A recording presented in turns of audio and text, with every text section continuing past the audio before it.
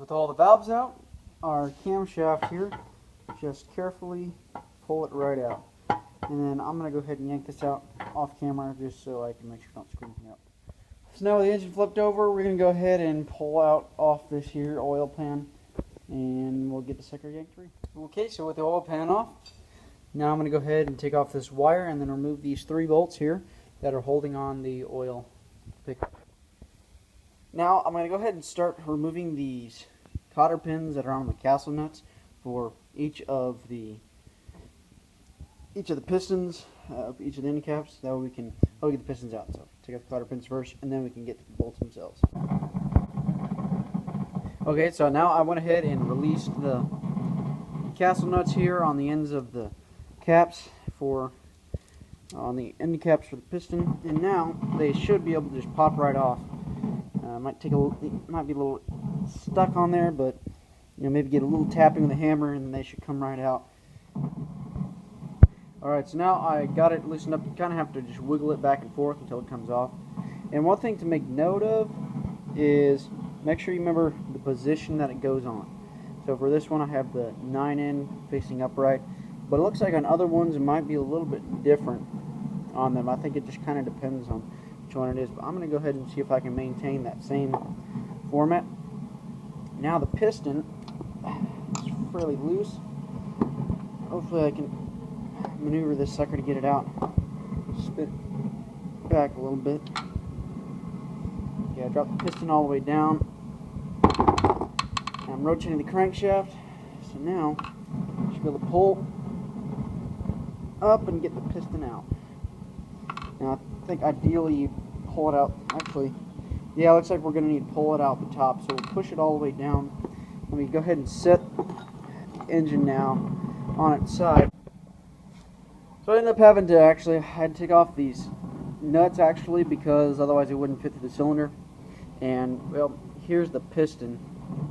I really need to clean it up, but basically just pop it out the front, and I'll go ahead and do that for all 4.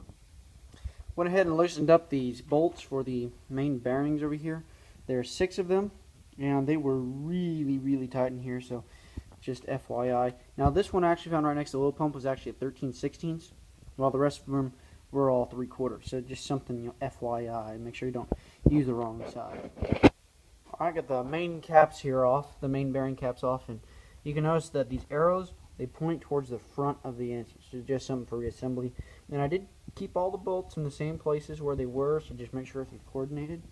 And now this here crankshaft should lift right out. So I'm going to go ahead, and it's going to take 2 hands for this, so I'm going to yank this sucker out. Okay, so I just yanked the sucker out of there. It was definitely pretty heavy, probably weighed 20-30 pounds or so at least. And then now we're basically down to the block, minus the engine sleeves, and of course you've got this oil port, but I don't think I really worry about pulling that out. But we've got the main bearings here. I have to hammer these suckers out. They're kind of forced in there pretty well. And we'll take a look at those. They don't look very scored or anything like that, so that's always a good sign.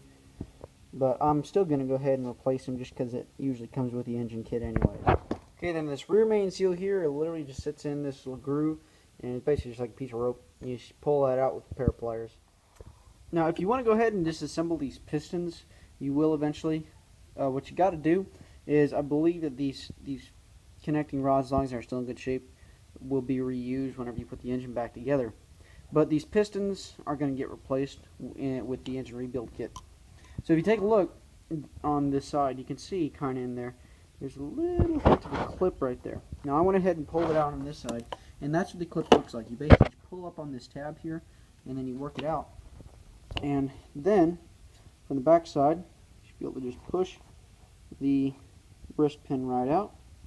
If you get out far enough, then you should be able to pull that sucker out,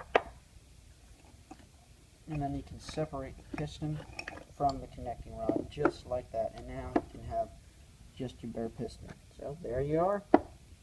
And of course here then is the connecting rod.